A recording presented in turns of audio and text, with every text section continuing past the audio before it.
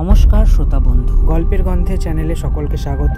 আজকের গল্প জয় ঢাক। গল্প পাঠে আমি সুশান্ত, বিশেষ সহযোগিতায় সৃজা ও সুজাতা। শুরু করছি আজকের গল্প জয় ঢাক।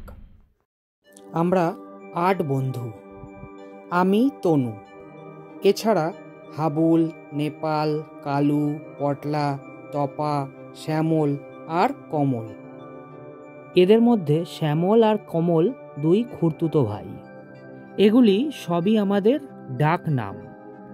শ্যামল আর কমল ছাড়া বাকি সবার যে একটি করে ভালো নাম আছে তা আর কারো মনে থাকে না। আমরা হাবুল, নেপাল, কালু নামেই সমৃদ্ধ। সে বছর আমরা কালী পুজোর রাতে এক বিদঘুটে কাণ্ড বাঁধিয়েছিলাম। সে গল্পই আজ তোমাদের বলতে চলেছি। বর্তমানে এখন আমাদের বয়স প্রায় 40 বছরের আশেপাশে।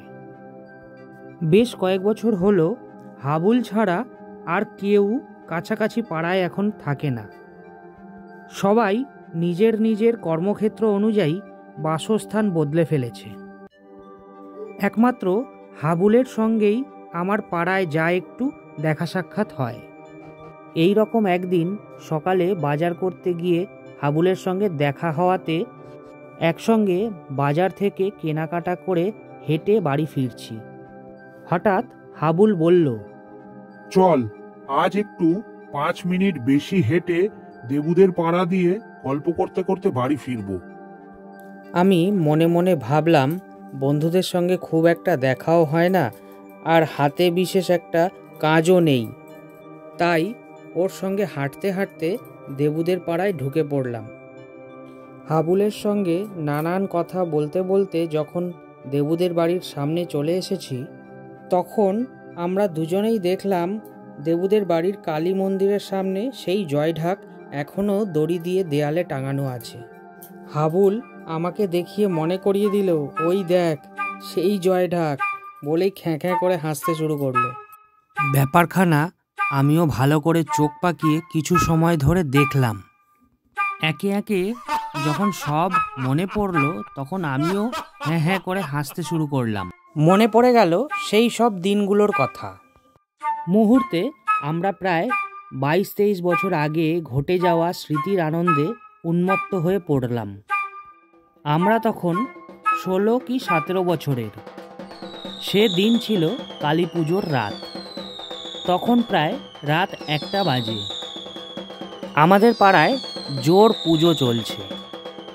নাগাড়ে ঢাক বাজছে। ছোট ছোট ছেলে ছোকরারা বড় বড় শব্দবাজি, আতশবাজি ফাটাতে ব্যস্ত। আমরা সবাই যৌথভাবে পুজো করছি। সেবার কি একটা কারণে সবাই মিলে নীল সাদা ধুতি পাঞ্জাবি পরে মাকে অঞ্জলি দিয়েছি। একসঙ্গে স্টুডিওতে গিয়ে ফটোও তুলেছিলাম, কিন্তু সবার হয়তো মনে নেই। আমি, হাবুল, কালু, ন্যাপলা, পটলা, তপা, শ্যামল, কমল একসঙ্গে যুক্তি পরামর্শ করলাম আজ রাতে পুজো শেষ হয়ে গেলে লুকিয়ে দেবুদের বাগানে পেয়ারা পাড়া হবে। এই কথায় সবাই রাজি হয়েছি।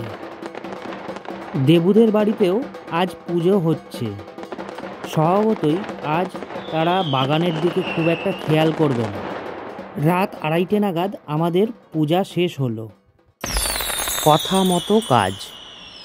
আমরা চুপি চুপি নিস্তব্ধে দেবুদের বাড়ির দিকে রওনা দিলাম। রাস্তার চারিদিকে তখন অনেকটাই নিস্তব্ধ হয়েছে। দূর থেকে তখনও কিছু শব্দবাজি ফাটানোর আওয়াজ আসছে। রাস্তার কোথাও কোথাও বাল্বের আলোয় সাজানো রয়েছে। কিছু কিছু বাড়িতে টুনি লাইটও মিটমিট করে জ্বলছে। দূর থেকে কোথায় যেন ঢাক বাজার আওয়াজ আসছে। আমরা যত দেবুদের বাড়ি এগোতে লাগলাম, ঢাক বাজার আওয়াজটা তত তীব্র হতে আরম্ভ করলো। বুঝলাম দেবুদের বাড়ির পুজো এখনও শেষ হয়নি। নাগাড়ে ঢাক বেজে চলেছে। পূজা এখন শেষের পর্যায়ে। আমরা আর ওই দিকে এগোলাম না। বাঁ দিকের রাস্তা ধরে ওদের বাড়ির পেছন দিকের বাগানে যাওয়া যায়। আমরা 8 বন্ধু ভূতের মতো ওই রাস্তা দিয়ে এগোতে শুরু করলাম।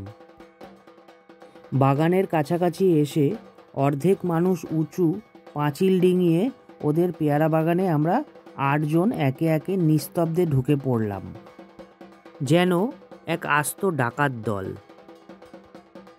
কমল আর শ্যামল ছাড়া বাকি সবাই গাছে উঠলাম। বাগানে ঢোকার রাস্তায় কমলকে দাঁড়াতে বললাম, যদি কেউ ওই পথে আসে তাহলে আমাদের সতর্ক করতে পারবে।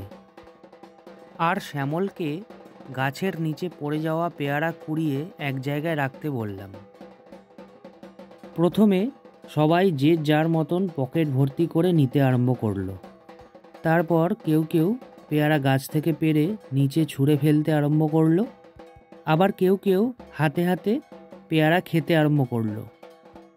বেশ কিছুক্ষণ এই রকম চলল। হঠাৎ দেবুদের বাড়ির ঢাকের আওয়াজ থেমে গেল। বুঝলাম পূজা শেষ হয়েছে। আমরা কেউ কেউ তখনও পেয়ারা চিবোতে ব্যস্ত। সেই সময় জোর একটা সিটির আওয়াজ শুনতে পেলাম। কিছুক্ষণ পর দেখলাম বাগানে ঢোকার রাস্তা দিয়ে মোটা হাতির মতো কেউ বাগানে ঢুকলো। অন্ধকারে কিছুই স্পষ্ট নয়। হাঁটতে হাঁটতে সে আমাদের গাছের তলাতেই এসে দাঁড়ালো। কাঁধে তার বিশাল বড় একটা বোঝা। বুঝলাম এটা সেই ঢাকি। নাগারে বেশ কয়েক ঘন্টা ঢাক বাজানোর পর হালকা হতে বাগানে ঢুকে পড়েছে। ঢাকি তখনও কিছুই জানে না। আমরা 8 জন পাথরের মূর্তির মতন স্থির হয়ে যেমন গাছে বসেছিলাম ঠিক তেমনভাবেই বসে রইলাম। কৃতকর্ম করার পর সে হঠাৎ গাছের দিকে মাথা তুলে তাকালো। কয়েক মুহূর্ত সে গাছের দিকে ভালো করে দেখতে লাগলো। চোখ পাকিয়ে গাছের দিকে কিছু একটা দেখে মুহূর্তের মধ্যে সে গোঙাতে আরম্ভ করল। কাঁধের ঢাকখানা গড়িয়ে মাটিতে পড়ে গেল। কিছুক্ষণ পর ঢাকি মাটিতে পড়ে হাত পা ছুঁড়ে গোঙাতে শুরু করলো। বুঝলাম ও বেটা আমাদের দেখে ফেলেছে। এই অমাবস্যার রাতে ও আমাদের মানুষ হিসেবে কল্পনা করতে পারেনি, তাই আমাদের অতি মানব ভেবে ভয়ে চিৎকার আরম্ভ করেছে। এই সুযোগ বুঝে নেপাল গাছের ডাল এমনভাবে ঝাঁকাতে আরম্ভ করলো আর মুখ থেকে এমন একটা অতিমানবিক আওয়াজ বার করতে শুরু করলো তা আর বলার নয়। সঙ্গে সঙ্গে প্রথমে হাবুল আর কালু, তারপর আমি আর পটলা জোরে জোরে গাছের ডাল নাড়তে শুরু করলাম। সে যে তার কাছে কি দৃশ্য ছিল তা একমাত্র ঢাকিওয়ালাই জানে। এই দৃশ্যগুলো ও পালিয়ে যাওয়ার মুহূর্তে মাথা ঘুরিয়ে ঘুরিয়ে দেখছিল। তারপর হন্তদন্ত হয়ে সে যখন পালাতে আরম্ভ করলো তখন কোন পথে সে যে পালাবে তা আর বুঝতে পারছিল না। মুখে তার ভয়ঙ্কর আর্তনাদ। তারপর কোনো মতে সে পাঁচিল টপকে কোন দিকে যে দৌড় মারলো তা আমরা আর বুঝতে পারিনি। আর কোথা থেকে শ্যামল আর কমল দৌড়ে এসে বলল, ঢাকি রাস্তার দিকে পালিয়েছে। অর্থাৎ সে আর দেবুদের বাড়ির দিকে ঢোকেনি, রাস্তার দিকে দৌড়েছে, মানে আমাদের এলাকা থেকে বাইরের দিকে পালিয়েছে।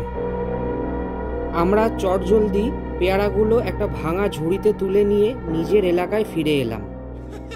তারপর ওই মজার দৃশ্য ভেবে অনেকক্ষণ হাসাহাসি চলেছে। সবাই ভাবলাম ঢাকি ঢাক নিতে পরের দিন ঠিকই আসবে। কিন্তু বহুদিন কেটে যাওয়ার পরও সে ফিরে যখন আসেনি তখন খবর নিয়ে শুনলাম দেবুরা নাকি ঢাকিকে ফোনে যোগাযোগ করেছিল। ঢাকি জানিয়েছে, আপনাকে পেয়ারা বাগানে অনেকগুলা ভূত একলগে থাকে। ওরে বাবা, আমি আর যামু না। সেই রাতে যখন আমি বাড়িতে পলাইয়া আইছি তখন গায়ে আমার ধুম জ্বর। দেবুরা তখন জিজ্ঞাসা করে, আপনি বাগানে সত্যি কি দেখেছেন? তখন ঢাকি জানায়, বাবা গো, আমি আর ওইখানে যামু না। ওইখানে একলগে 7-8খানা ভূত বাস করে। হ্যাঁ গো, চোখ থিকা লাল আলো বাইর হয়। আমার ঢাকখানা আমি ফালাইয়া আইছি, ওইটা আমার আর লাগবো না। আমি একখান নতুন কিনা লইছি। আমি যে দৃশ্য দেখছি সেইটা আমি কোনোদিনও ভুলতে পারুম না। আপনারা আর আমার লগে যোগাযোগ রাখেন না। বন্ধুরা, তোমরা দেখতে চাইলে যে কোনো সময় দেখে আসতে পারো। সেই জয় ঢাক এখনও দেবুদের কালী মন্দিরের বাইরে রাখা আছে। বর্তমানে এই বয়সেও সেই জয় ঢাকখানা দেখলে বা মনে পড়লে সে হাসি আর থামতে চায় না। তো বন্ধুরা, গল্পটি কেমন লাগলো জানাবেন এবং লাইক, শেয়ার, সাবস্ক্রাইব করে পাশে থাকবেন।